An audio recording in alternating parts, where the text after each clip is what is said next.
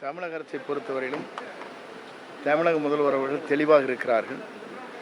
பாரத புறமை சந்திக்கும் போதும் சரி, மற்ற சட்டமன்றமாக இருந்தாலும் சரி, தெளிவாக அவர் சொல்லியிருக்கிறார். மேகதா அணையை பொறுத்தவரையிலும் ஒரு செங்கலை கூட தமிழக அரசு அங்கே வைப்பதற்கு அனுமதிக்காது என்று சொல்லியிருக்கிறார்.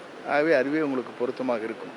அனைத்து கட்சி கூட்டத்துக்கு ஏதாவது இல்லை இது சொல்லிவிட்டு அப்புறம் அதுக்கப்புறம் அந்த டைமுக்கு என்னென்ன செய்யணுமோ செய்வாங்க. அதே நேரத்தில் புதிய தமிழகம் கட்சி வந்து 1ஆம் தேதி அனைத்து கட்சி கூட்டம் ஏற்பாடு பண்ணியிருக்கோம். அனைத்து கட்சிகளுக்கும் அழைப்பு கொடுத்துருக்காங்க. தாவேக்காக கொடுத்துருக்காங்களா?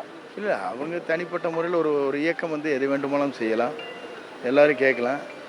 எத்தனை பேர் போகிறாங்கிறது அப்போ தானே பார்க்க முடியும்.